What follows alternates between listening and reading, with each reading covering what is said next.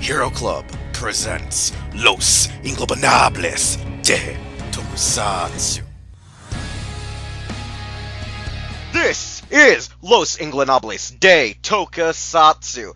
I am your co-host and co-creator, Wheelchair21, and joining me tonight is the ever-lovable Soundout 12. Gridman, Baby dun dun, baby dun dun. Kagayake. Yeah, so it's been, I would say, almost an entire month since freaking Power Morphicon, and we're finally back with a brand new episode where I'm finally out of my post-PMC funk. Yeah, where this episode we will be addressing what happened at Power Morphicon, what we think about it, what we liked about it, the overall Lightning Collection idea, because ever since the show, we've had so many amazing ideas, as well as we'll address in a minute why we've been, off air, and why we've had a funk, and why things have been kind of slow. But I want to address our additional part for our lit list. We do have a little bit of news, which will be on the Kamen no Kiba Jinga trailer.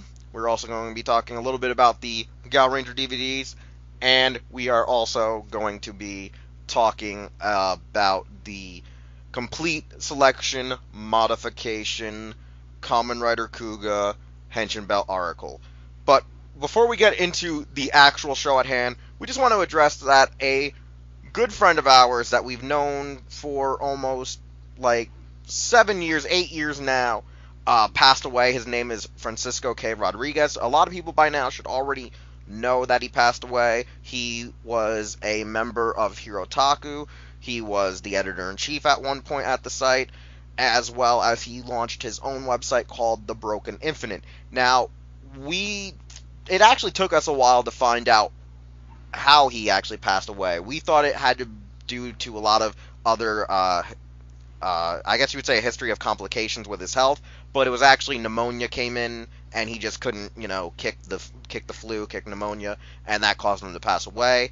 And after that, it led to us kind of not being able to want to record anything, barely stream anything, and overall it just kind of ruined morale, while some of us who were closest to him had to actually go with his vice president of Broken Infinite, Fighter Kaus, who's also a member of our staff, and go over and work on making sure that the site stayed alive and that Kaus legally got control of the site so that operations could continue on a daily basis, so people were able to work there, people were able to promote their content, and so on and so forth, and make sure that they still got their stuff that they were getting from their sponsors and whatnot.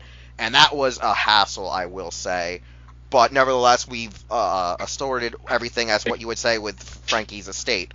So now we're technically back. But Soundout, let's just tell people a few good memories or nice things about him, and then we'll go on with the actual episode. So Soundout, thoughts on Francisco's life and knowing him. It was nice knowing him. I didn't get to talk to him as much as others had, which I do kind of regret in a way. And really, it's just sad that he was taken from us this soon. I think I was really shocked by it. Even though we had known he had big health concerns before, it's still nothing you ever prepared for. And so I'm glad to have spent the time that I did talking to him and knowing him. I hope he's in a better place with less pain and less problems.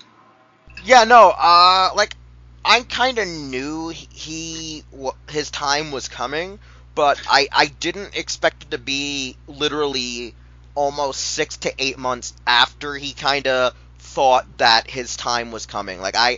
He told me, I think somewhere in February to April or May, that he was like, oh, I don't think I'm going to be around for the next 5 to 8 years. I think my time is coming.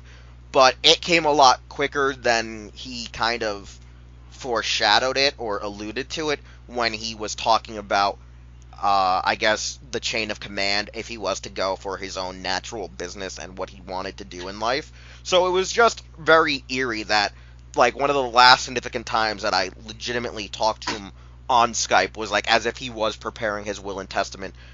And it was I don't think he knew he was going to die, this year, but he somehow knew that the issues with his health was going to catch up with him within a decade's time, and he started planning for it. So that was the real shocker, or the real, I guess, tragic irony, was that he already started planning for the future of when it was happening, but it happened in a time span in which I don't think he himself estimated. Like, it came completely out of left field, because the day that news broke, the day that we found out, was the day we came home from Power Morphicon.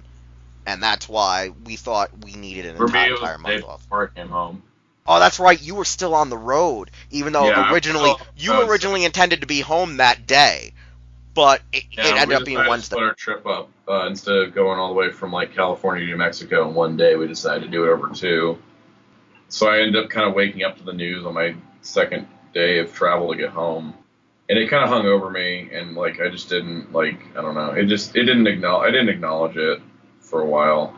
Yeah, no, all I can say is when the word actually broke, I was trying to tell the others as they were bombarding me with it. Like, because the word broke, and I guess someone else that we knew I guess me and Kaus's, circle of friends that knew Frankie a lot better, was that they were like, oh crap, and they like posted it all over social media. So before I could try to sit Darkon and Metal down, people who, actually talked with him almost at one point on a weekly to daily basis, they already knew as I was trying to break the word to them, and it just felt even worse. But at the same time, I kind of expected, other people that were close to Frankie tagging and sharing the news, but it was just more or less like me trying to easily sit them down and break the news to them. Like, it hit them harder, because like Darkon was like bent out of shape for at least 48 hours, because at the same time his grandfather was in the hospital, and Visible Ninja, who was like really like good friends with Frankie, to the extent that Frankie, for who he was sexually and in his personal life, kind of, tried to get Metal to, interested in the, same sex. It was one of those things where Metal really deeply respected Frankie and his friendship, but Frankie wanted more out of their friendship. So Metal felt really bad that, like, sometimes he felt like he was very rude to Frankie's advances, but, it was one of those things where, like, I was trying to calmly sit them down, but the way they found out about it was a very, very, like, huge ordeal for us, And so, like, that's why we're trying to tell you, the audience, is that it really messed up slightly our day-to-day operations. Like, there was a huge slump, there was a huge funk, and we had so many ideas for what we wanted to do after Power Morphicon, but it just came in and kind of made us forget for a while how we wanted to do it, how we wanted to feel, how we wanted to share our time at the convention with you all. It was just really rough. And I mean, for me, like, I was planning to do a bunch of videos, like, as soon as I got back, so I was all super energized, and it took me, like, weeks to get back to, like, yeah, now I want to make the videos. I'm only just making videos this week, and it's just like, damn, it's been a long time, like, since everything, and it's just like I'm finally getting back to normal life, it feels. Yeah, I know, like, I'm slowly, getting back into it, especially having to do a lot of, the technical side of, dealing with some of his, in quotes, estate, you know what I'm saying? So it's a little weirder. But overall, though, that's what we wanted to do, and like we said, with the lit list, we have a little bit of news for you, or at least stuff that we thought were highlights on stuff that's happened in the past couple of days. We're not going to do the last month. Stuff that I actually have knowledge and want to talk about. Yeah, so let's just go right into the first thing on the lit list of the news, which is the Kami no Kiba Jinga trailer, which, honestly, it looks fantastic. I saw the transformation sequence, and it just hooked me. Soundout, since you're now more Garo-y guy, yeah, talk it. There's a GIF of Jinga's transformation, and it's literally the most beautiful thing I've ever seen in my life. Like, Garo has evolved so much over the years, as we've discussed before and talked about. But, like, this is something very basic. It's like, you go from, like, Saijima Koga, his transformation is circle in the sky.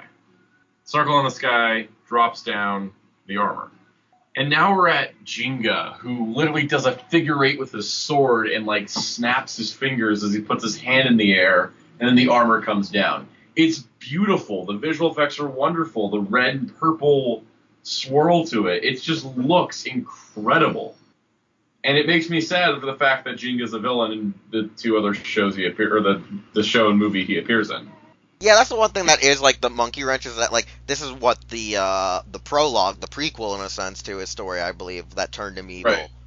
And like this is his like what we're seeing right in the show is him before he was corrupted, and it's just like so like you know his transformation isn't like for his like pre-core corruption Makai Knight state, and that's like really kind of sad now. 'Cause I'm like, dang, this is so like this is kind of like the stuff where like you watch the Kiba Gaiden and you're like, oh, it's a shame that he became evil, but at the same time, it's okay. I guess he wasn't that great of a person.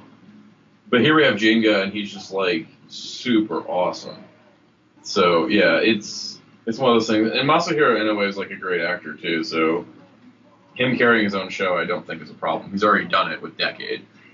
I'm looking forward to Kame no Kido Jinga. I really need to watch more of the Ryuga Timeline Garo stuff before it debuts. Or well, actually, probably won't get to it before it debuts. It's weird because I want to watch it now in chronological order rather than order in which it aired, just so I can see his tragic, like, turn to darkness kind of thing.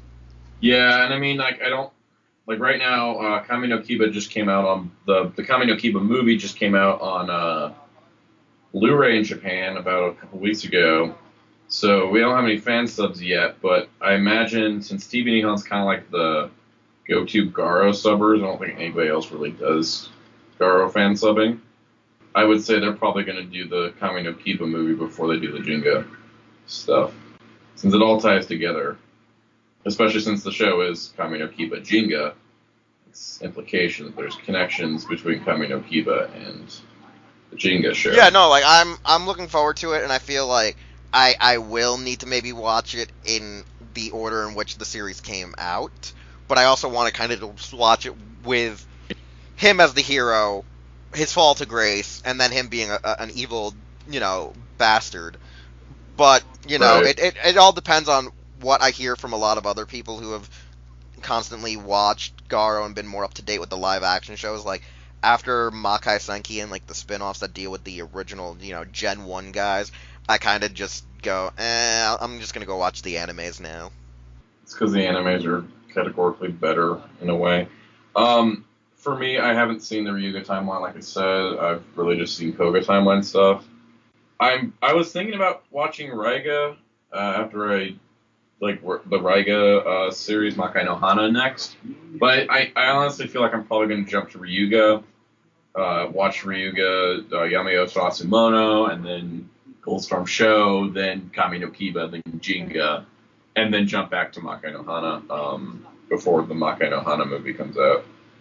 So I think that it's definitely something to say that this trailer really kind of like seems like a reinvigoration for the franchise, even more so than the Kame no Kiba movie trailer seemed to do.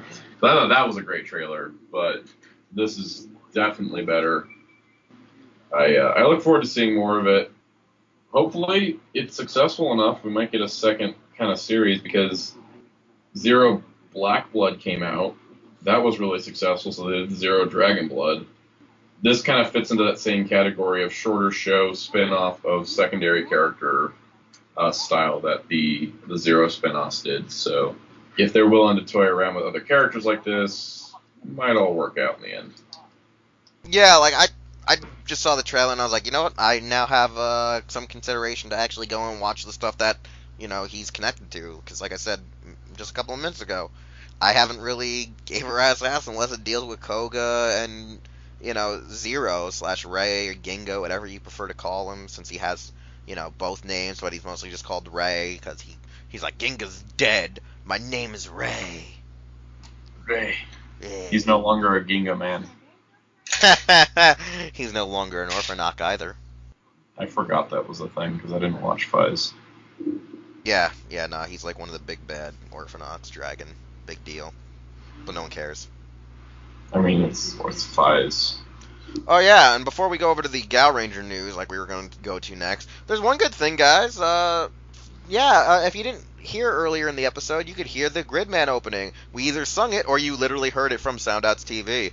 But it reminded me, yeah, we finally got the official date for the premiere of SSS Gridman, the anime, which is, I think, October 1st. So it's literally in a couple of weeks from now. Or a Which week, is why depending I'm on when watching this episode Gridman goes. while doing a podcast, Yes. because I need to catch up. Yeah, so if you hear it on more than one occasion, that's because his TV's either loud, or he's just doing that to screw and see if this episode gets taken down for copyright infringement. It definitely won't, because it's not loud enough, and it's just the only reason to get louder is if the audio file on this totally legal copy of Gridman that I'm watching is it gets louder or whatever. Yeah, so one thing I will say, though, is, like, it's a good thing we now know the date, because I know it was originally, I think, supposed to be September, then it jumped back to October. It's Funimation simulcasting it, right? I think they're simulcasting it? I know they're supposed to be. I remember Funimation did the premiere for it, so that means... They must be. And I don't know if it's a Funimation simulcasting on Crunchyroll thing, or... I don't know. I need to try Verve again and see if I can actually get all the shows I want. Because, like, I tried to use Verve last year, I think, or so, and it wouldn't, like, Funimation put a block on Tokyo Ghoul, so it would only appear through Funimation now instead of Verve. So then, like, that just, Yeah, like, no, it's weird. Like, Verve works, but it also doesn't work, because, like, you can still make an account through Verve and then sign in through, your Crunchyroll via them. Because that's how, like, I used it. Well, no, I used it. It works. It works. It works, so I don't know if it works for Funimation either. I think it only works with Crunchyroll. Like, you can sneak through. But, yeah, I think... Yeah. I don't know. Well, like, I've recently... Like, I've had Crunchyroll and Funimation, like, separately for, like, a few months now.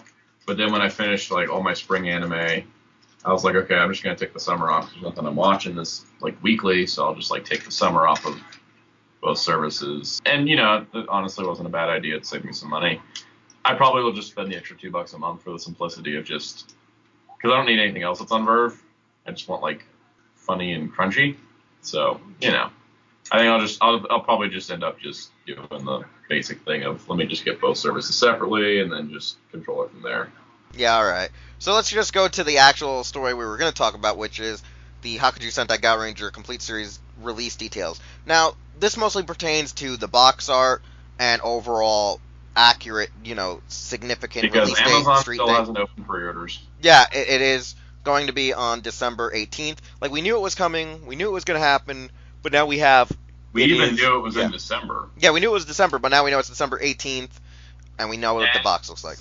I'm so happy it's not December 4th, because Digimon Tri-Part 6 is coming out that day, Persona Dancing Collection is coming out that day, Silver Surfer Omnibus is coming out. It's a very expensive day for me. And 3 days later is Smash Brothers with 3 amiibo in a game, so...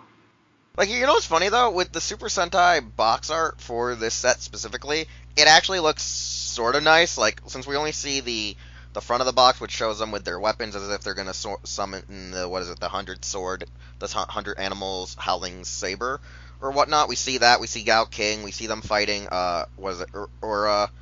And then, it's weird? I think this is the one box where it doesn't show, I think, the 6th Senshi at all on the cover, because, like, I think some of the later ones... Not the only one. There's been a couple, I think... Because it's like, it's really hard to find, like, art with 6 Senshi for some reason for, like, 90s, 2000 Sentai. But, like, Gingamé doesn't have Bull Black on it, or Kurokishi. And then, like, Car Ranger doesn't have any of its backup guys. Oh, yeah, G-Ranger doesn't have freaking Burai on it.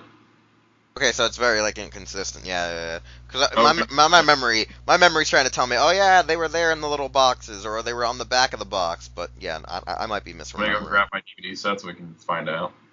Nah, because then that would just take more time in the episode. This is true. Point is, I think only, like, Time Fire has appeared on covers, because not even Mega Silver was on his. But Mega Silver doesn't matter, because he only has 2 minutes and 30 seconds. I love Mega Silver, he's awesome. And he's also, a B fighter. Which B fighter is he? If I recall correctly, he was from B fighter Kabuto, and he was Kawagawa. Kuwagawa. Yeah, he was the silver one. The titanium. Yeah, pretty much titanium, as if you knew it only as Beetleborgs, yeah. I only know it as Beetleborgs, you know me. Like some weird casual where I'm like, I don't know Beat Fighter, but like I know random stuff like Uchu Tetsujin Kyodyne and Jinzo Negan Kikaider and like... That's because it's, it's other Ishinomori hero, the ones that don't matter in this day and age. I don't think Kyodyne was Ishinomori though. I think it is, dude. Probably is. Because, like, he's on, what is it, the Akumizer 3 are still, I think, listed as an Ishinomori production. Oh yeah, Akumizer 3 is. Yeah, no it is, because it's like...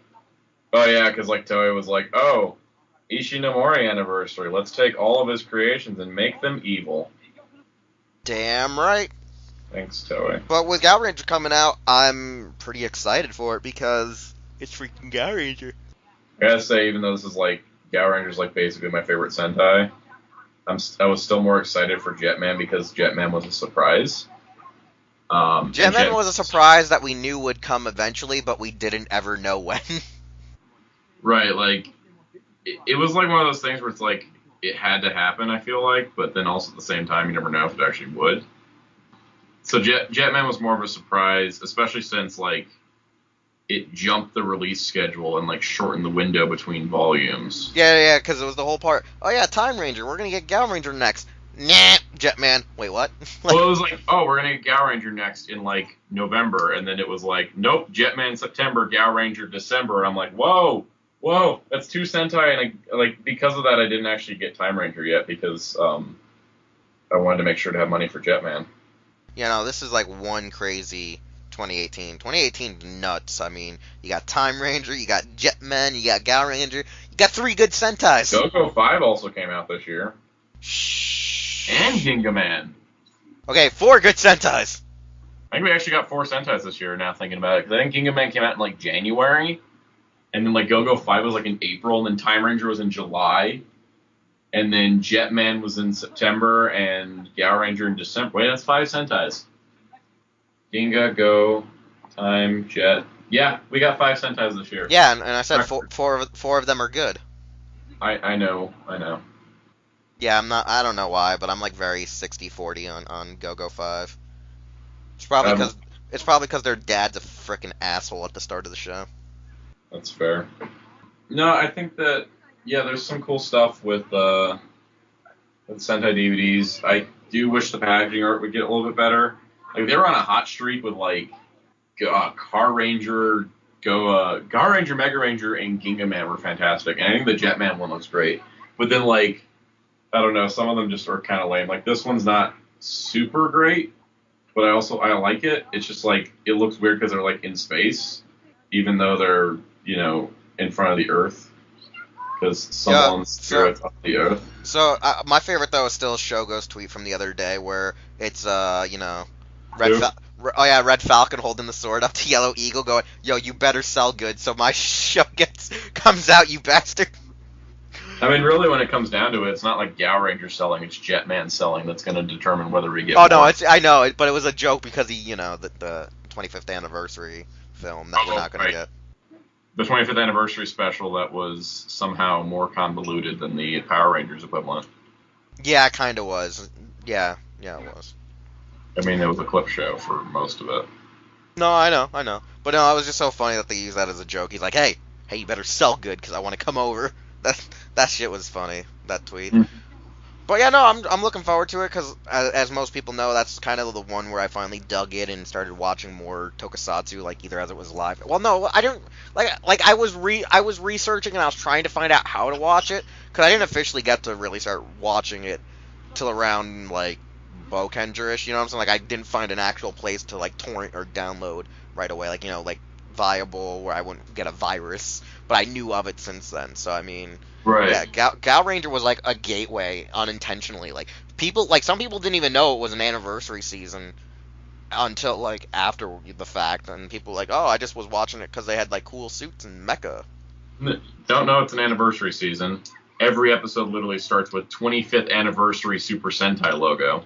No, it was because at the time, like some people just didn't see the logo. Some people were just seeing clips uploaded.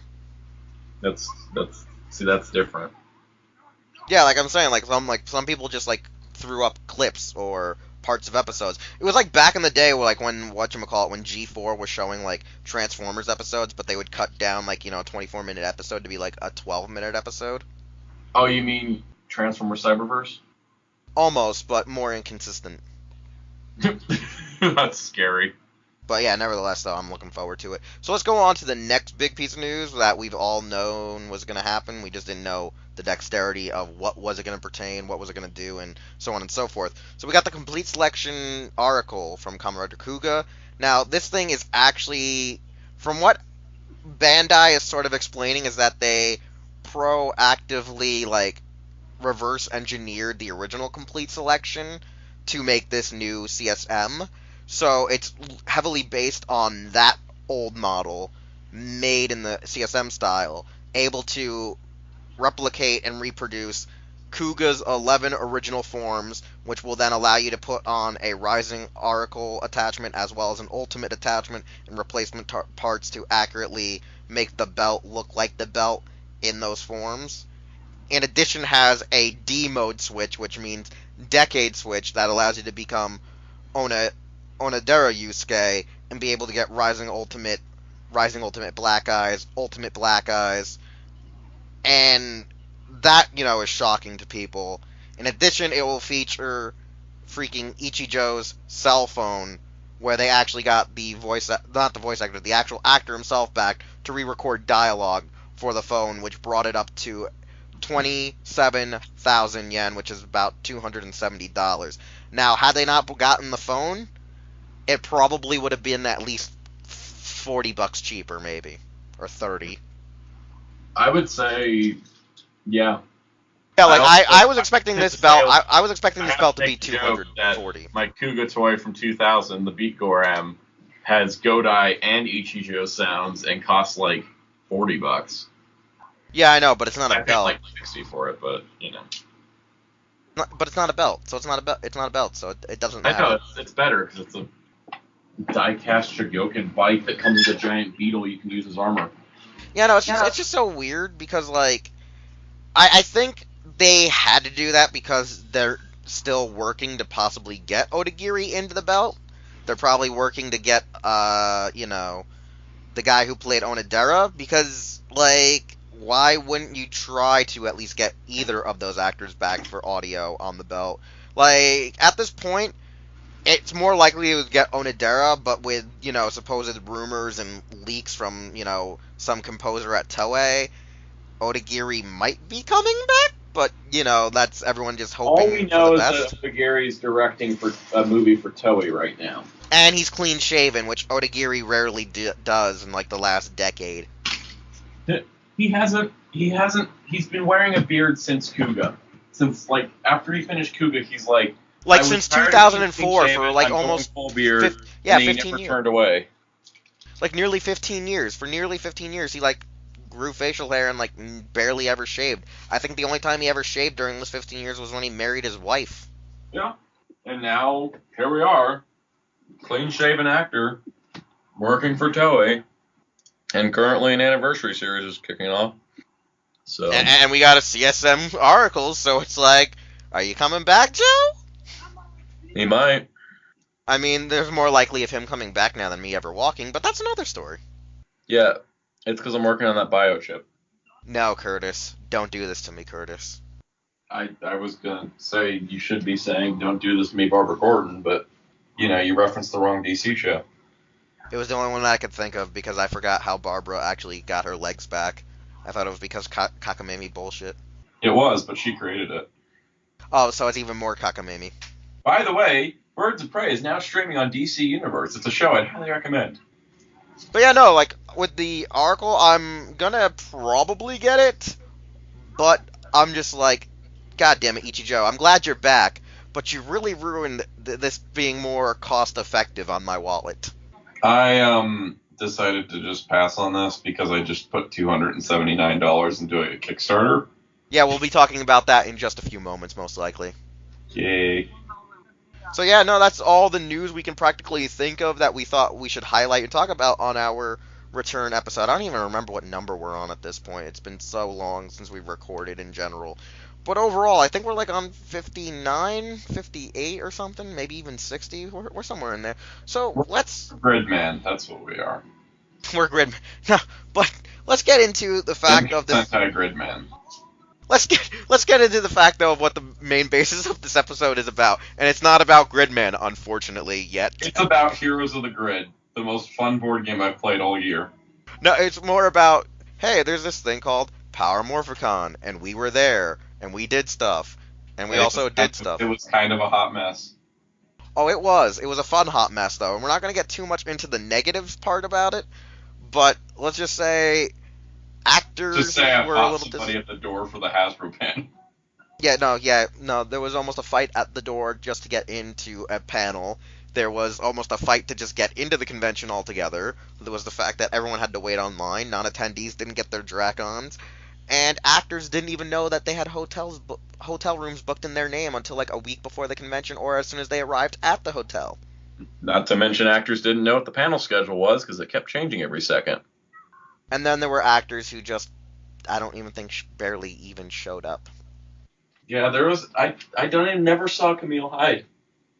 I saw her booth sign as what's his name? Heckle took her sign and made his own. Like I saw that part, but I never saw her. I only saw Derek Stephen Prince once, and that was at a panel, and even though he had a table. Yeah. Same thing happened with Michael Sorge, though. Like, they said he was going to be there, but they never gave him a table, so he just walked around the con, and if you noticed that he lost a crap ton of weight, you knew it was Michael Sorge. And then, like, apparently Christina V was there, but she wasn't, like, a guest or anything, and never saw her except in the video of the Heroes of the Grid playthrough. So I almost feel like she popped in for, like, an hour and then left. That's kind of what happened, because even, Aaron Pruner, who was a member of VR Troopers, they never gave him a table. The entire time he was walking around the convention with his wife. They just were walking around pretending that they weren't actual guests there. But, you know, there were a few people like me that were like, "Hey Percy, how you doing?" Yep. So Soundout, how do you want to address this, since we're going to try to avoid the whole negative stuff about the con, like the in-depth negative stuff and the backlash that's going on to the stuff that either doesn't pertain to us or does pertain to us. So I'm kick gonna it off. It was great meeting everybody that came up to me and said, "Hey, are you Soundout?" Because that was like a surreal experience for me. And it was just also like the nicest feeling of like validation of everything I do online. It's like, I always question, like, is anyone watching my stuff? And obviously people are, because a lot of people came up and said hi. And I thought that was like really awesome. And it was great to meet people and kind of see faces to people that have people have watched my stuff and commented, and you know, I recognize usernames and I recognize people, and it was really great. Like I think the community aspect of it was pretty cool, and just like even though I was like in crazy press mode for most of the convention, it was nice to just stop and talk to somebody. That was really fun. It's funny though, is for me, like I don't usually like being fully recognized, even though it's like easy for people to recognize me.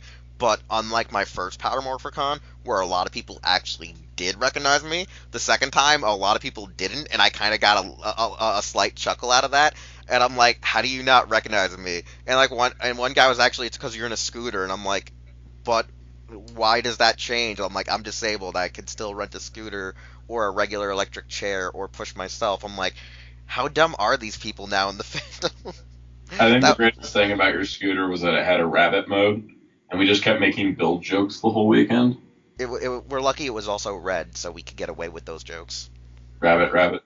You know, like I found crossing a street, I was just like, rabbit. No, because like I found it funny as while we were at the convention, there were people who either recognized this, and most of them, like for me, were old CS Toys members or just people I haven't seen in years.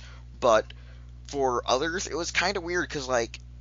The funniest one was the one guy that like stopped us at the elevator, and it was funny too. Oh yeah, he was really cool. Yeah, no, he was really nice. But the funny thing I find about it is like, I think he follows both of us on social media, and yet he couldn't recognize me.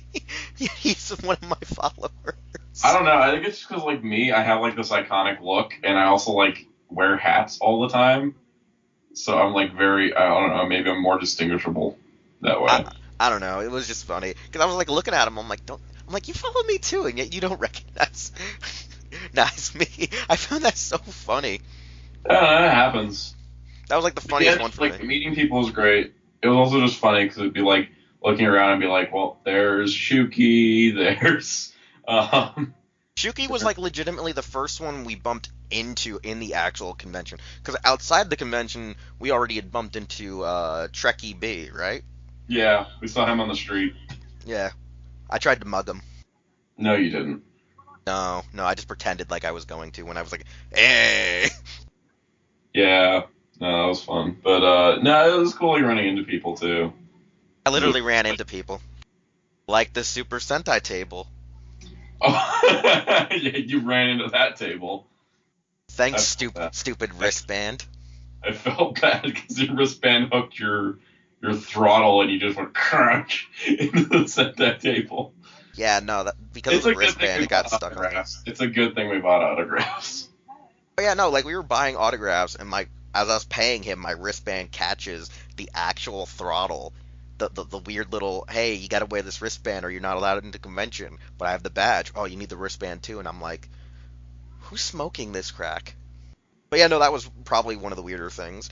Like one thing I want to talk about the con was that like a lot of the actors were very, very genuinely more hospitable than I thought they were. Because when I went to my first Power Morphicon, they actually seemingly didn't want to communicate if you were actually there as press, like unless you had like a big name or enough clout where it looked good for them. Whereas when I went and I wasn't pressed my first time, they were a lot like nicer to the like regular attendees. Where this time they were nice to everyone because I think at this point they realized how big like the convention itself naturally is and also how wide their fandom is. Too, because they've gotten a lot more experience with conventions now.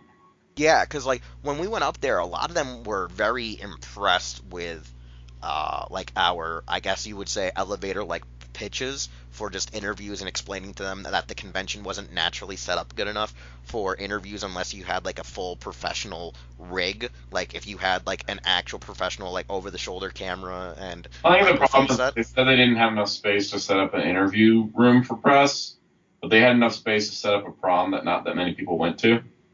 Yeah, but that was also in one of the actual, convention hall rooms. Right, but the thing is, it's just like, it was like one of those weird things where it's like, not having an interview room for press seems like a very much a Albuquerque convention thing to do. Because that's like what I deal with all the time in like New Mexico conventions. It's just like they always like never think of these like small things. It's like more of a guy I kind of expect a little bit better. And I was like, I did not want us doing booth interviews because booth interviews suck. Yeah, I even said that to, like, I think, the Ninja Storm cast with both Thunder and Crimson. I was like, I don't want to do it. I even said that to Keith Robinson. I said, sir, I know, like, right now the aisle around here is very quiet, but, like, right now you said you can't take any interviews, and I don't know how well this specific aisle is going to sound later in the day or whenever you wave me over and say, hey, we could do it right now. And I said, I'd rather do it, either online or on Skype or whatever other option you have and whatnot. And it was really tough because some actors wanted to do it just right at the booth, and I was like, while we do have equipment to record interviews and audio, we don't have the proper stuff on hand to try to clean all that audio. Like I was like, while we are pressed, we don't have. I mean, like 6 years ago, I interviewed Catherine Sutherland at her booth in the middle of the day on a Saturday, where it was just really busy, like, all over the convention, and it was hard to pick up audio, and I had, like, an external microphone that was, like, a foot away from, like, where we were to, like, speak, so it's really tricky doing booth interviews, because you have a lot of the sound of the convention, you have people coming by, you have just a lot of general, like, sound, and it's really hard to, like, cut it down to, like, the actual dialogue, which is why interview spaces are much better, and I think that a lot of conventions don't think of it, but you're going to have press and you're going to have guests, and you should give the press a space to interview the guests. I think the issue why they don't do it exactly at Power Morphicon per se is because they want to try to keep it that the actors are at their tables at all time to get any possible revenue for themselves. That's what the Albuquerque cons do because they're done on the cheap.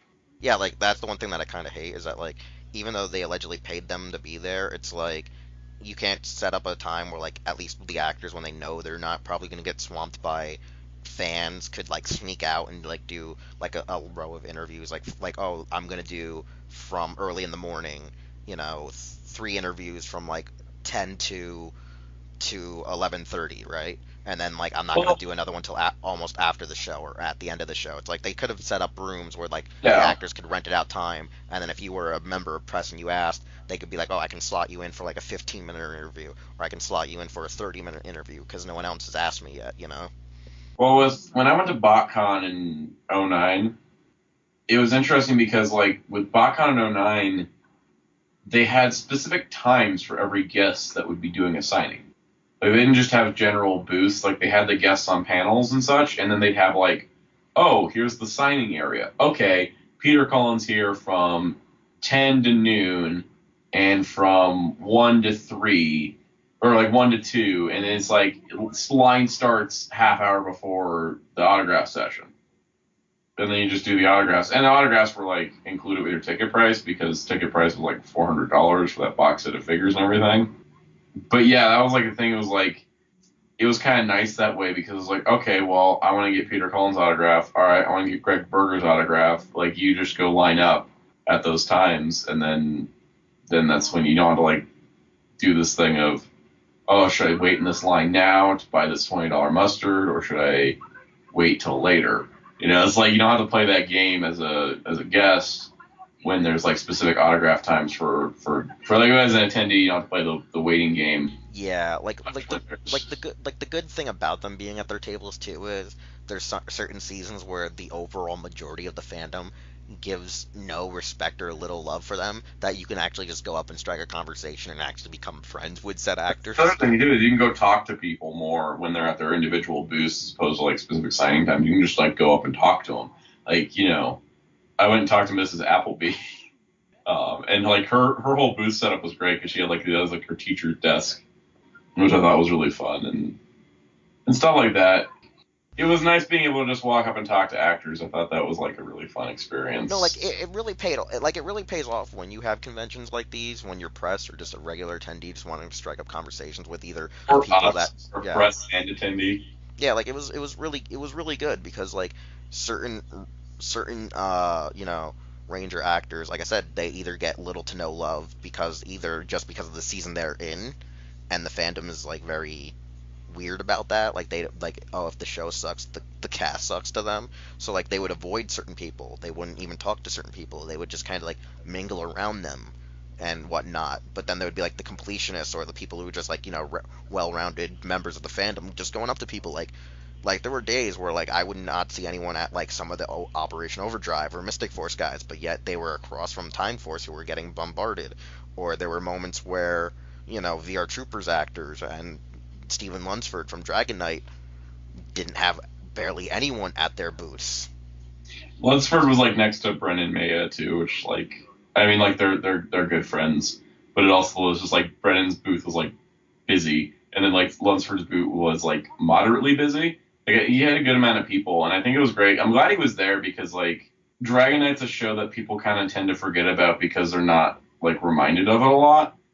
But I know that he got like a lot more people coming to his booth than he ever thought he would. And like as somebody that like, works online, and he's like, you do stuff for people, you make entertainment, you put yourself out there, whether you're an actor or, you get a Twitch streaming too. And like, everything I do as well. It's like, you get that validation when you get people that say, oh, I like what you did.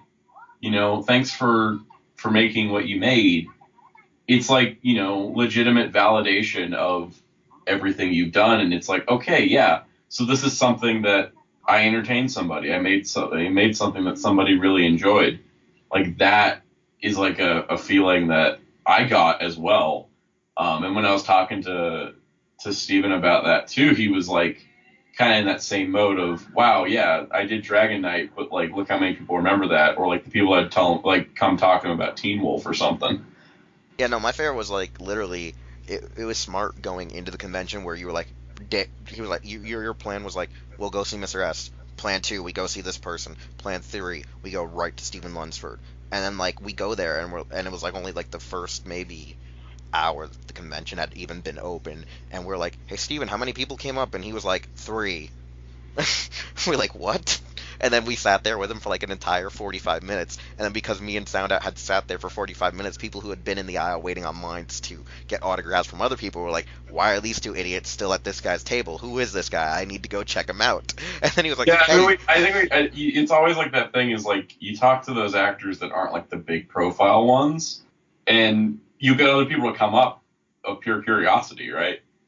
So I hope that like us talking to them for a while kind of like helped them get some more people.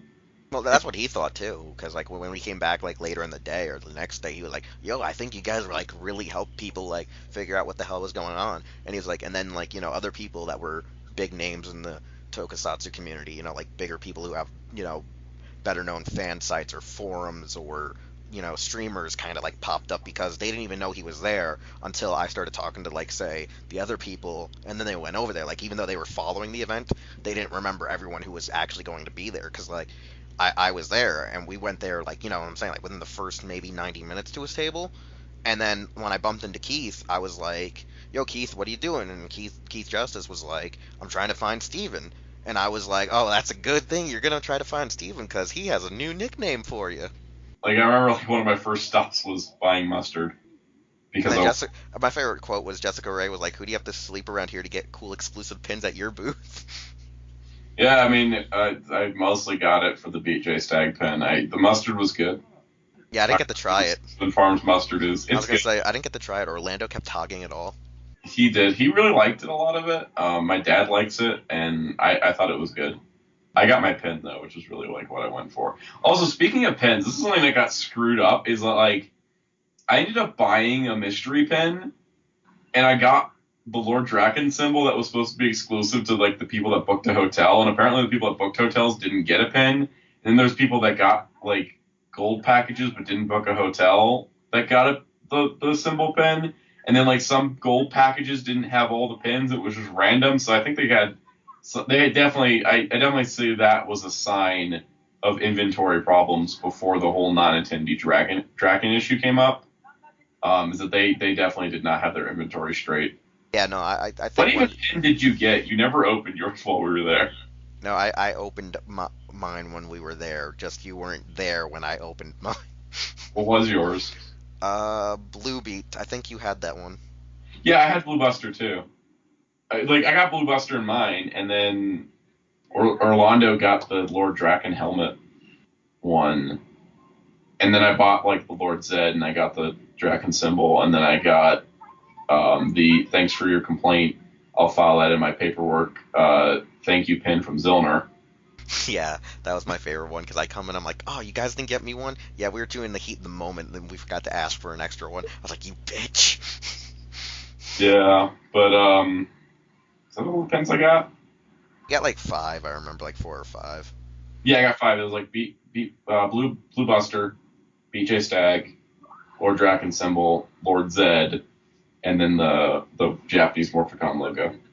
Like one of my favorite things about the convention too was like because Mr. S was stuck at his booth, but he really wanted to cover the event. He had like Shuki going around, like getting him material, and like I would just come back and be like his I guess his reporter on the ground. Like I'd come back to Mr. S while Shuki was still going to panels or going around trying to get Mr. S like footage or stuff for Shuki himself, and I was like, yeah, so like Mr. S, this happened, and Mr. S was like, what, really? So like I was keep filling in Mr. S on all of the drama that was going down, either directly to us or other people at the event, because there was like a lot of crazy stuff going on. Like I mean, there was a lot of crazy. Somebody at a door. Almost, I didn't you like fight them, but I you got into a good verbal heated argument with them. Yeah, that was one of those experiences where I was like, I kind of took my press badge and was like, look, this is happening, whether you want it to or not. Like, I am going to be part of that press section. And I'm going to cover these Hasbro panels. Like, you're not stopping me. And I did not let anybody, I was like, I'm not moving from this spot until you let me in. Because they wanted to cut off the press section at one row, even though there was a lot more press than that. Yeah, my biggest concern was that even though they had room allegedly for disabled people and press, they still didn't have enough room for disabled people or press.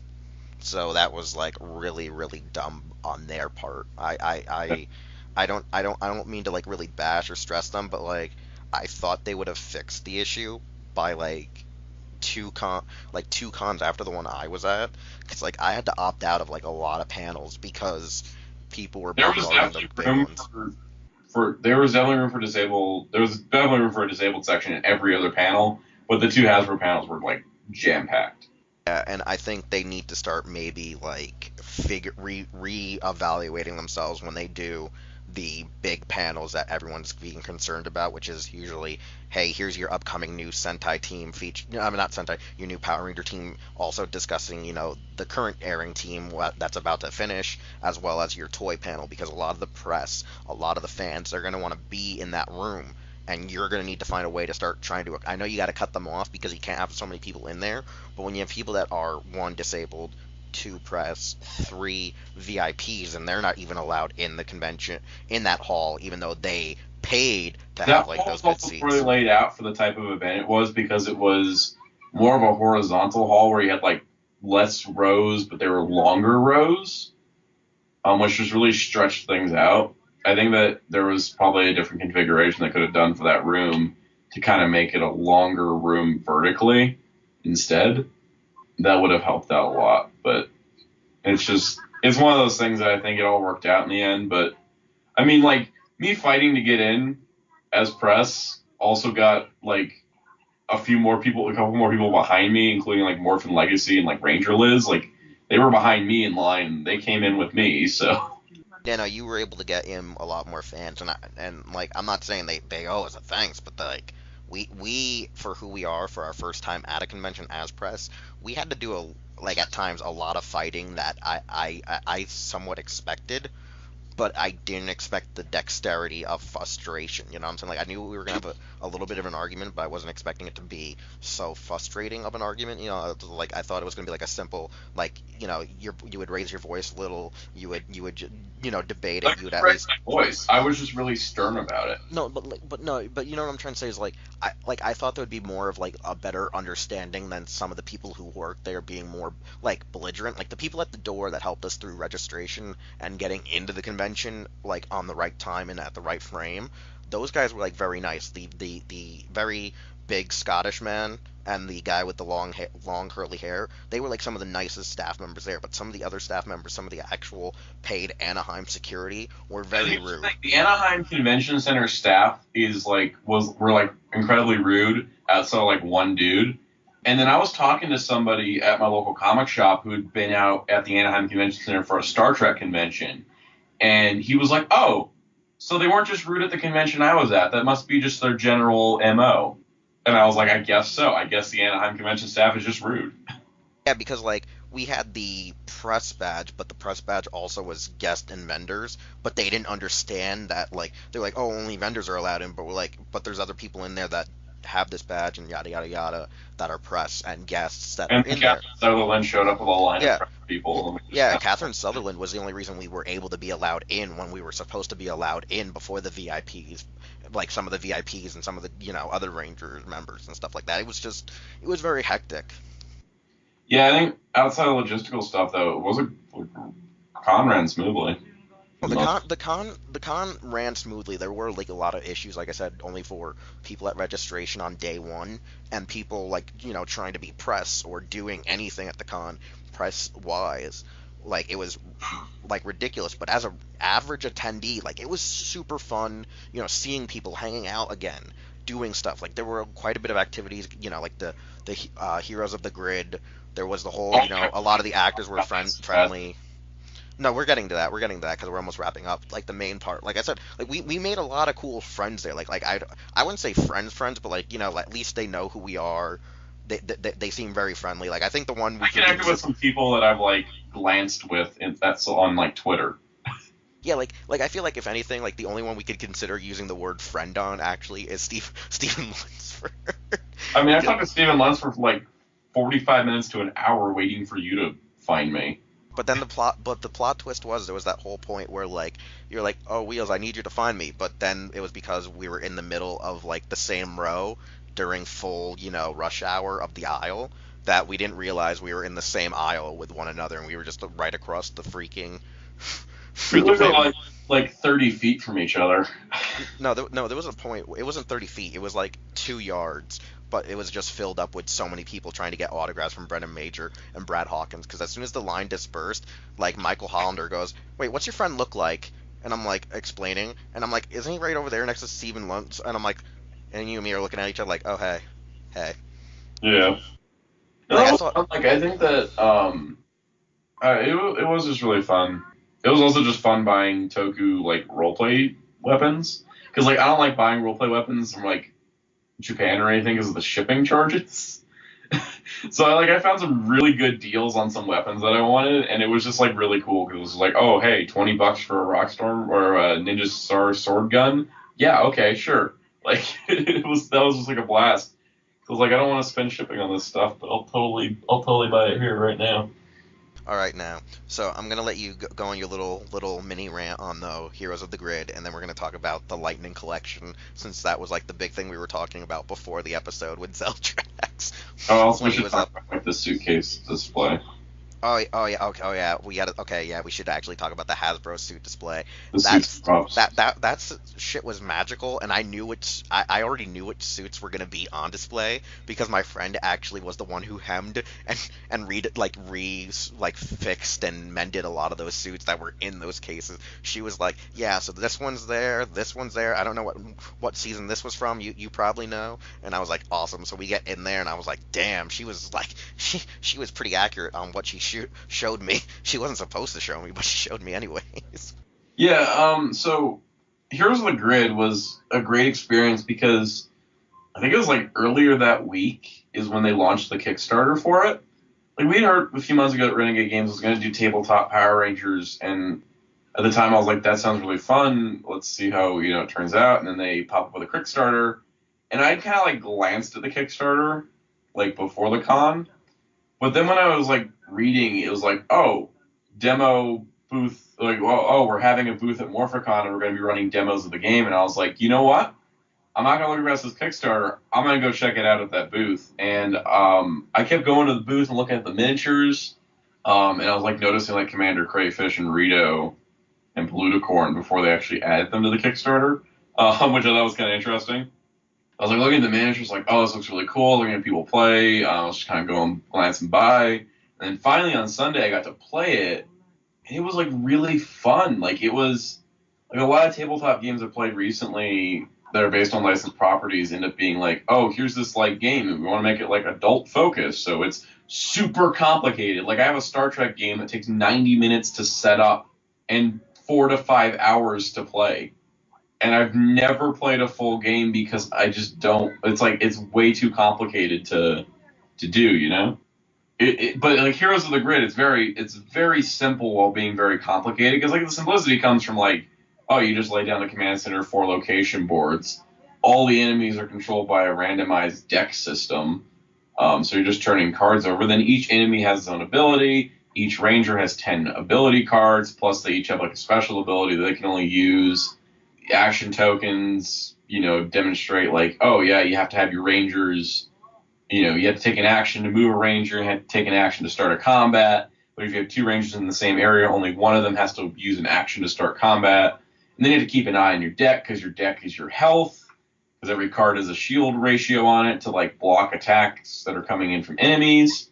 So it gives you a lot of combinations, a lot of variety. So while it's like simple in premise, the actual gameplay is really well thought out and really complicated. And I was able to pull off some really cool card combos with, just playing the game with, the demonstrator kind of stepping us through the game gameplay, which was really cool. And we got to play all the way through a wave of, I think, 2 waves of putties and then defeat Madame Woe, which was the first monster. So that was pretty neat. And yeah, it's really cool. Like the more putties you defeat, the more you can get closer to getting Zords, because like you get a Zord card when you defeat so many putties. Then you can get the Megazord when you get all 5 Zord cards. The next one's the Megazord, which gives you all kinds of different abilities. And And that was just the base game that they had the demonstrations of, and they were very basic. Like, they had 3D printed miniatures for the Rangers and the main monster for, like, Madame Woe. But then the putty was represented by cardboard tokens. The cards themselves were Pokemon cards and card sleeves with a printout of the actual card design into the card sleeve. The dice were just normal dice with stickers on them, and the location boards were just like, folded paper stuff. So it was a very rough like demo because they're just going into production now since the Kickstarter ended. But it was great because after playing it, I was like, okay, so now, and I also got to like talk to Scott Gata, who's like the head of Renegade, I think. He's been answering questions on forums, but I got to talk to him directly because he was at the booth, and I recognized him from the Hasbro panel where they revealed Cyclopsis was joining the game. So I got to talk to him after playing the game and got some more questions about Kickstarter stuff and more details. And so like by the time I got home, I was just like, as soon as I got the money, I'm putting in for the all-in pledge. And then they just kept adding stuff because we kept reaching stretch goals and there was more add-ons and it was just like adding up. And now I'm like, at the end of all this, it like raised 705% of its needed budget for the game. Like it needed $100,000 to get the base game made. That was like reached in 8 hours. And by the end of it, it was $705,000 and change were collected. And like all the stretch goals were reached. After a certain point, they're like, we don't have any more stretch goals. We don't even have any more ideas right now for the near future. And I'm super excited to see it come out because now I put the 240 in for all of everything that's included. I put an extra dice pack because I want another set of dice because I like dice. And then, it was $24 for the shipping, but I'm okay with that because of how much content it is. And now it's just like the long wait till July. I'm definitely going to do a live unboxing when I do get that crate of stuff in. Yeah, it's funny though. Like this is the funny thing is while I want to play the game, while I would love to have the game, it was one of those things where while I would like to do it if I had the full dexterity of the money where it wouldn't impede me purchasing other things I want to get, I have no one to really play it with, so it'd be just collecting dust in my house, which is the sad part.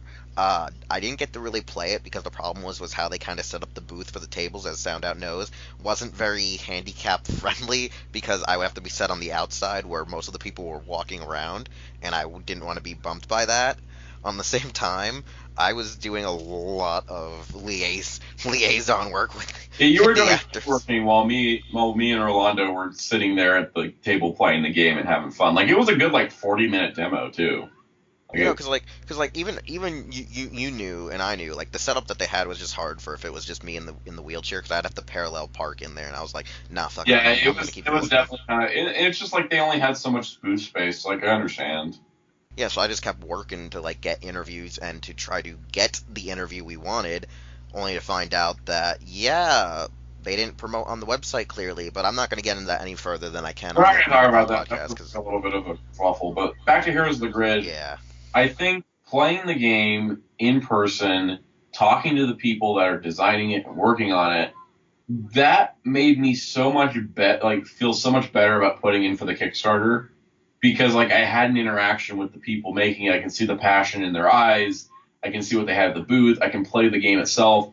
That was a thing of I had no question that this was something I wanted to go in on. I just needed to figure out the money for it, and I did. And really, at the end of the day, I'm super happy that I got to go to that demo and play it because I had so much fun. And I can see myself playing it with, more casual Ranger fans and non-Ranger fans because I have a few friends that are just into board games.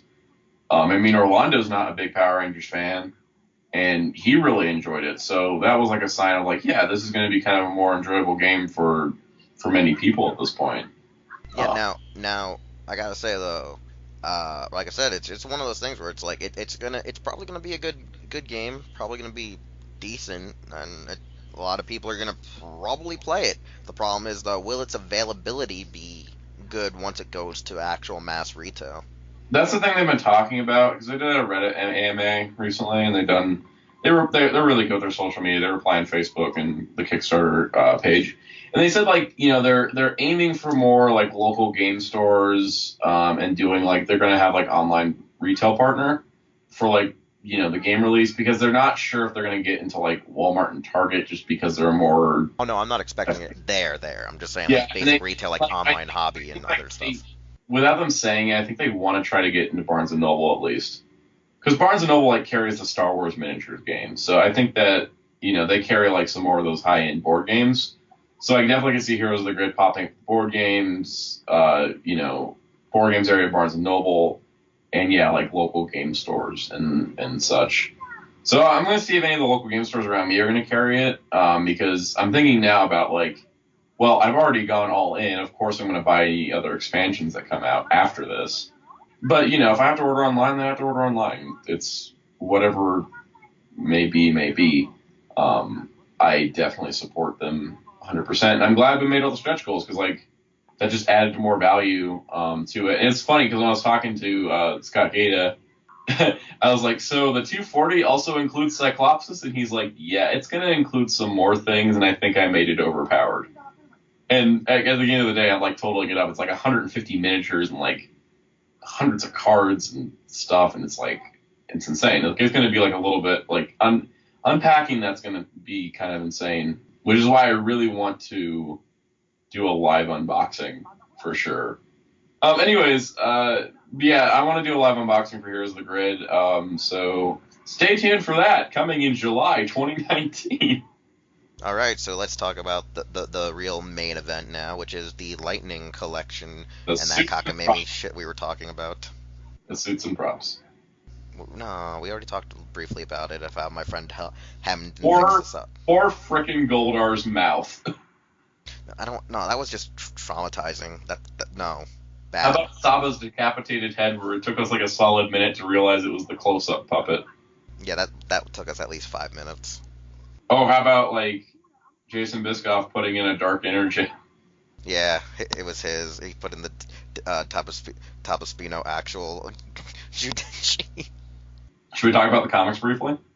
I think we went on long enough with the website. Yeah, I'll briefly talk about the comics. There's a full breakdown I did, because I live tweeted the comics panel. First of all, Shattered Grid Live was amazing. If you can find a video of it, I recommend it. Like, that was like really cool to see Power Rangers actors bring to life the words of the comic. And I want like an audio drama version of that, to be honest. But anyways, the comics had some interesting stuff coming up, like power swapping and Go-Go Power Rangers, giving us, an Asian Red Ranger.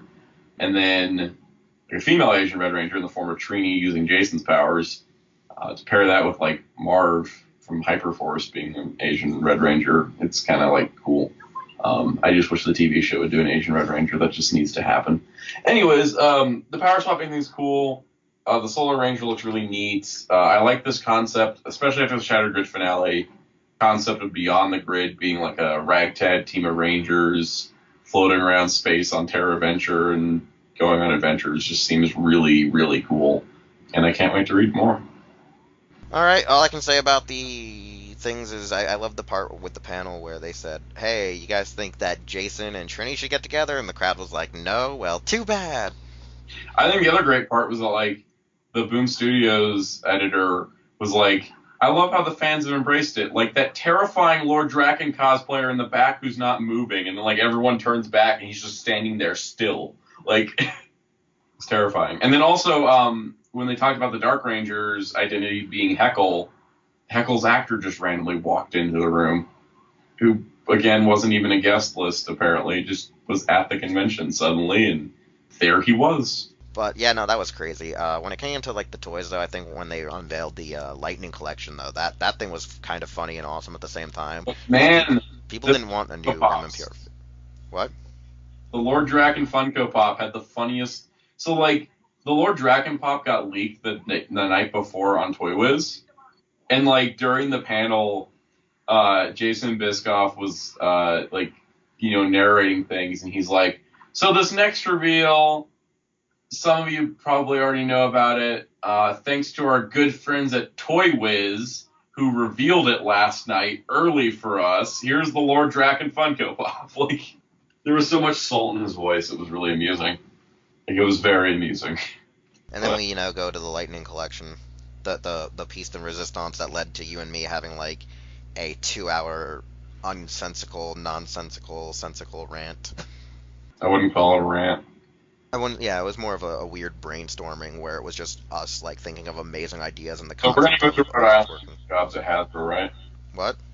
We're going to move to Rhode Island and get jobs at Hasbro? Yeah, I mean, when you have ideas that, help you sell villain figures and make convention exclusive packages and ordeals, you gotta do it. I mean, it's the best of both worlds where this set, like you've stated, is taking the idea of Marvel Legends but combining it with the Star Wars Black Series. So the figures will be easy to remold and recast, but also efficiently be able to capture said actors and give them the accessories that Bandai, skimped out on. And they threw so much shade at Bandai where they're like, accessories included. Every accessory that's appropriate to the Ranger will be there. Oh, and the bodies aren't steroid built, and it's $20. And we're giving you actual, like, printed faceplate, head swappable gimmick Face bullshit. printed unmasked heads. Now they just need to say we're also making you accurately sculpted Megazord figures in this line, and I'm hooked. I'm already hooked. You're already hooked before no, I know. We were already hooked because, the fact that we made really ludicrous ideas to release, Ecliptor in all of his forms. So I was like, I think I texted you and I was like, they just killed Bandai, and then you literally sent me pictures back like, I know, because they opened the black box. My favorite part is the one where you and Dargon, and, like, nobody realized I was in the photos that we put up on the website. Oh, yeah, no, I didn't even notice those till, like, the next day. Dargon So texted I was you. switching, like, crazy press man mode. My favorite part was, like, Dargon texted you, and you're like, hey, Soundout, did you ever realize if Wheelz was taking the photos, how was Wheelz actually in the photos? You never explained to me how that actually happened. Well, you said you needed an upshot, and it was too high for me to reach. So I bumped into one of your friends that, what was it, Gary Bakes?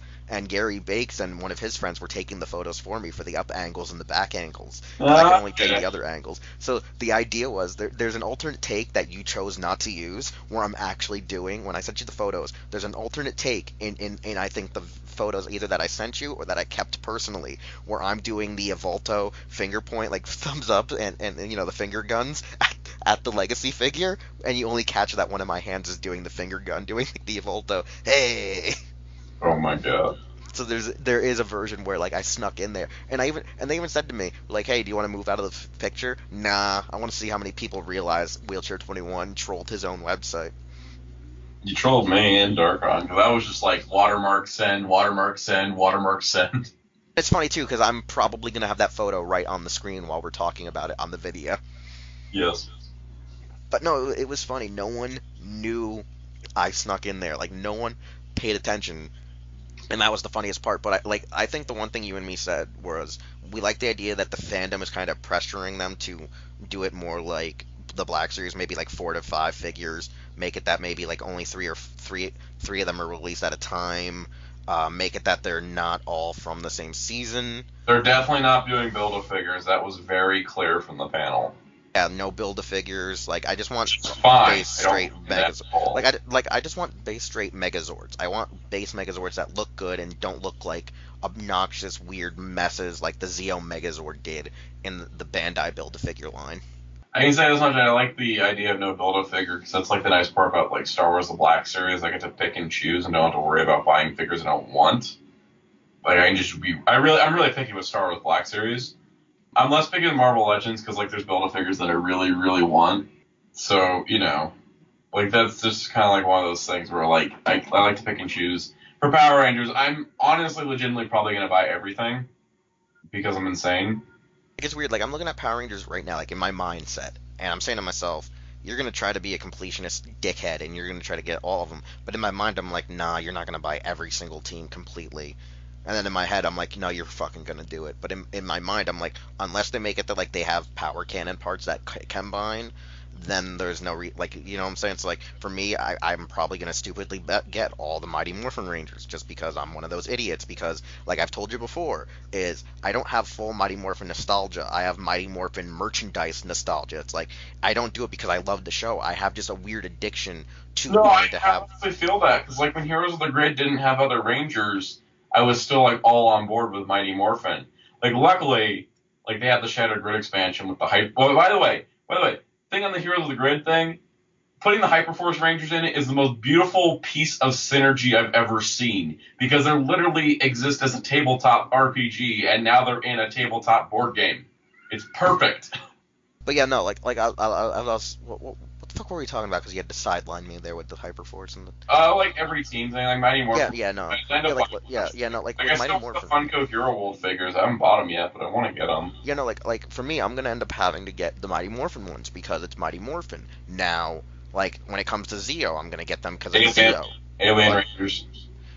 Alien Rangers, I'm gonna get it because of Kaku Ranger. When we do Car Ranger, like Car Ranger / Turbo, I might just get red. I might not get the rest of them. When we do Space, I might just get red and silver. Because it's a Build-A-Figure, you'll have the option. Yeah, I have the option. Marvel Legends, I bought a bunch of figures I never wanted. Like, I literally have, like, the Abomination Wave minus Scarlet Witch and Iron Skull just sitting in the packages still because I just wanted the Abomination.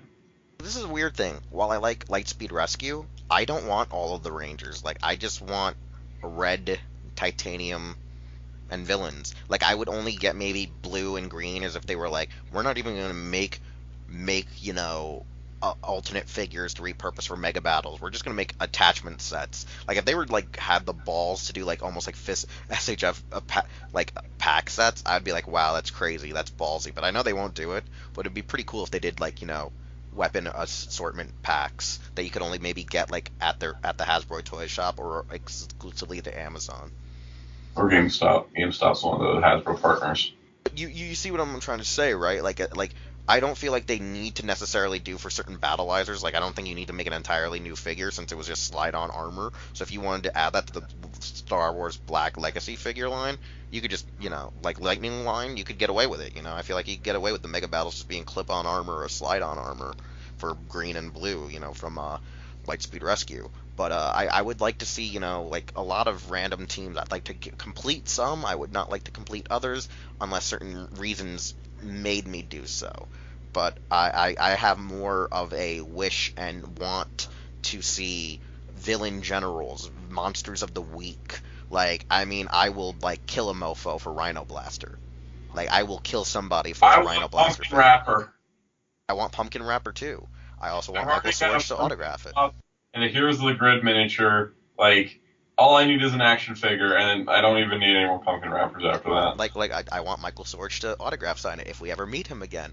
Like, Rhino Blaster, I think, is the most verbal one that Soundout knows of. Like, him and Darkon know it. Like, Darkon wants to kill me anytime I mention Rhino Blaster. Silo is another one. We know you love Premator. Oh, dude. No, you remember that. I told you, like, as a kid, like, for some reason, as, like, 2 or 3, that thing used to, like, freak me out as a 2-year and 3-year-old. Like, Put me laugh when, like, they had Premator and Hyperforce. I was like, oh, Wheels would hate this. No, it's funny, because, like, nowadays, I don't hate it, you know what I'm saying? Because I'm like, you just look stupid. I'm like, you're a stupid monkey. But, like, as, like, a 2- and 3-year-old, that thing, like, creepy. I'm thinking about it, like, every team that I don't like from Power Rangers, I like the Sentai counterpart of. Yeah, that's what I hate about it. It's like, at least with Go-Go 5 and Lightspeed Rescue, I'm not still going to want to complete the entire effing team. I like Lightspeed Rescue, that's my problem. But yeah, it's weird, it's weird. Like, thinking about it, it's like Mighty Morphin I'll get, Zeo, yep, Turbo, because Car Ranger, In Space. Oh, here's the reason why I'll get Turbo. Off Galaxy, Lightspeed, Time Force. Here's the reason why. Because Gal Ranger. But here's the thing, though, here's the reason why I would get, like, say, the entire Wild Force or the entire Turbo team, is if they're like, oh no, the weapons can at least combine. You don't have to make a Build-A-Figure, but the weapons do combine. Then I'd be like, you got me. Yeah, that would be cool. Plus, this is the thing they said that didn't really get talked about a whole lot, was that, like, somebody asked at the panel, and this was actually a pretty smart question, somebody asked, like, what about likenesses for actors that have passed away, like Dwee Trang? Like, are you going to be able to do, like, a Trini face print for MMPR Yellow? And they said, yes, we can, because we don't work off of currently living actors. Like, we don't come scan them. We work off of digital imaging software based on, you know, past media. It's what they use for Star Wars, especially since Star Wars is making figures off, you know, people and how they looked 30 years ago. it's not like scanning their current face, but like it's based off of how they do it. I don't know how they do it honestly, but it's just they look at the old footage. So I also imagine that like when we get to MMPR red, black, yellow, and pink, we're gonna get like a Jason and a Rocky head. I feel And like what they should actually a do, Zach though. and an Adam head, and like a Trini and Aisha head, and a Kimberly and Kat head. No, this is what I feel like they should do. Like, let me just give you this idea without you like jumping to conclusion. But I feel that if they want to do Rocky, Adam, Aisha, and Catherine, Cat, like with Cat, just make a cat head for your, just for your Zeo, because then it can maybe be, you know, universally used for just pink or I mean, Turbo. if it's like Marvel Legends, there'll be a universal head socket.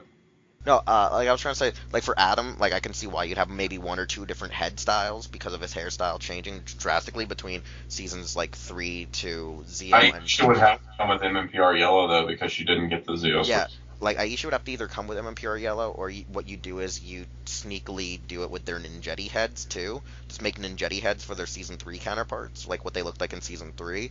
Because like the thing is with Billy, like I don't want to have one that's just the glasses. I prefer when David Yost I switched think to if Billy contacts, real David Yost without the glasses. right, I think if each MMPR Ranger is going to come with 2 heads minus Billy, they'll probably do glasses on and glasses off. Yeah, that's what I'm saying. It's like I don't know how you can do it. Like I feel like they're gonna try to make the excuse. Oh, we're gonna just sell it with maybe we'll sell Rocky, Adam, and Aisha with movie Lightning Collection figures, Or we'll like sell it with Ninjetti. somebody they suggest on thing like, how about you make the Ninjetti ninja forms as figures? Yeah, like I said, like the Ninjetti outfits. Yeah, make the Ninjetti outfits with their unmasked heads would fit onto the Ranger body. No, because the excuse is they have to wear the stupid little bandanas. Damn it, I forgot that. Okay, movie it is. Movie suits it is. Hey, we saved it. We saved the world. Overall, though, like I feel like the one thing I do drastically I still want want is to more monsters. Rygog and Elgar 3-pack. Here's the thing, though. They have to make 2 different Divatoxes. One that's a Hillary Shepard and one that's a Carol Holt version, because they significantly are different. Shepard as like a single pack figure, and then put the Carol Holt version with the Rygog and Elgar. No. Here's what you do: do the Hillary Shepard one as the movie version, so it actually has, the actual original design for Divatox. 2-pack with Malachor. Yeah, with Malagor. Yeah, do that. Do original appearance Release Divatox. Malachor, literally same figure, single packed as Dark Spectre. It'd work. It'd work perfectly. But overall, like I think Just go nuts and like take the Marvel Legends Sentinel mold that they have coming out, and then just like reskin it to be Dark Spectre. that's ludicrous because it needs to be bulkier. And hair Astronema. You're smoking too much crack, son. It's a HasLab Dark Spectre. Let's kickstart Dark Spectre. He'll be 3 feet tall. But like I'm trying to think of other things like without throwing out too many ideas where they could then be like, oh, let's just steal their ideas and they don't get any credits for coming up with great gift Look, sets. honestly, if they make these things that we're saying, I don't care if they give us credit because these things will exist and that'll make me happy. Well, I want credit though because like I come up with the ideas and marketing. Marvel Legends, Galactus, Frankie Ray, Nova. It's easy. You just take the Marvel Universe Galactus, slightly change the paint, reissue them just like you're doing with the Sentinel, and then Frankie Ray Nova, that's just like painting a female body gold and giving it a new head. Like, it's easy. Do it for next year for Amazon. I will buy one. But yeah, no, like it's just weird because like no, I feel like there's so many ideas like you can at least do with this line. Like there's so many options. Like you have broken helmets, you have battle damage suits, you have battleizers, you have power-ups that are just basic attachments or possibly actual real armaments. You have villains that are actual humans. You have monsters. You have, demons, crazy things. You have megazords. You have mechas. You have robots. You have androids. You have cyborgs. You have weird automatons and ugly little fur creatures. There's a lot of options.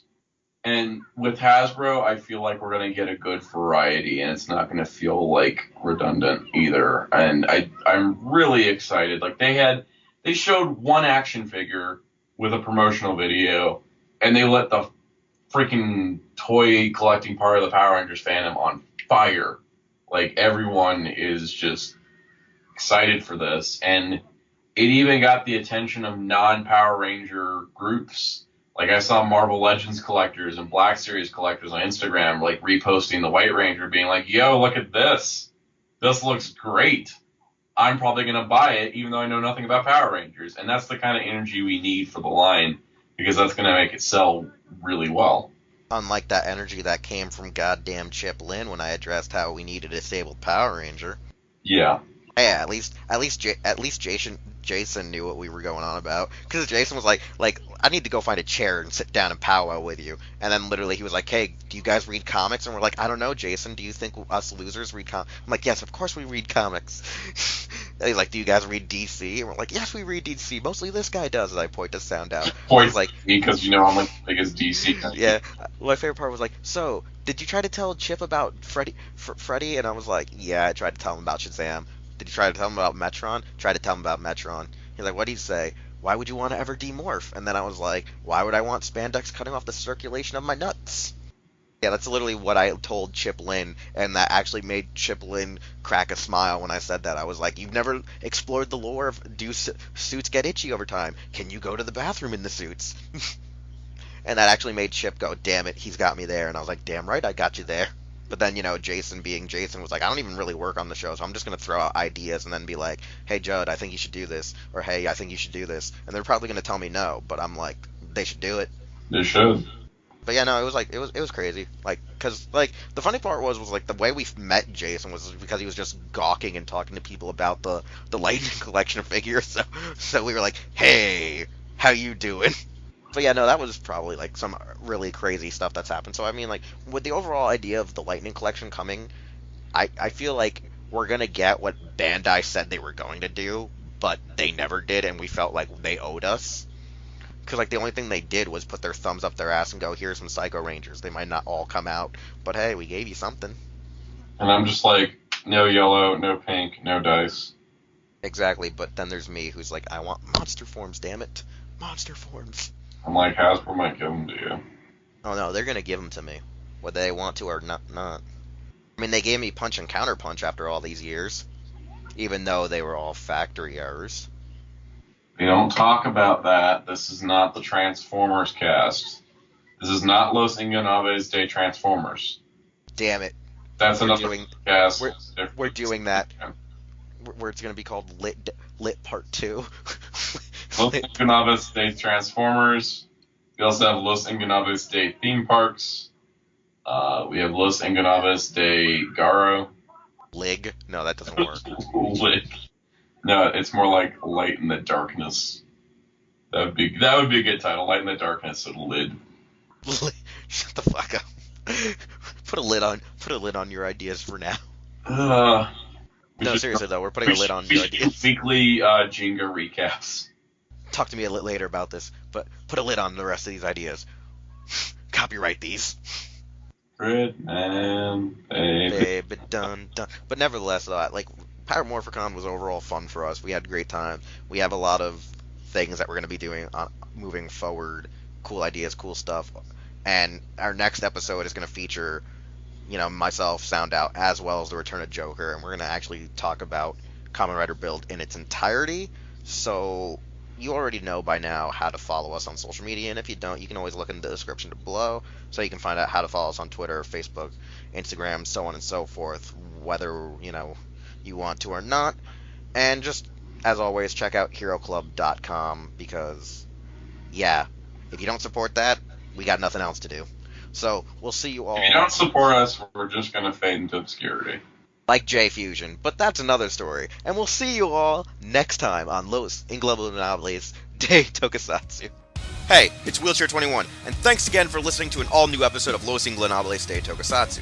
If you want to hear more content or see more content from the Hero Club YouTube channel, we're going to need you to subscribe, like, comment with some feedback, and share this channel with a friend. We also would like you to check out our website, hero-club.com, and follow us on various social media outlets just by looking up Hero Club for Life, as well as the stores you see are where we shop. Anyways, thanks again, and we'll see you all next time.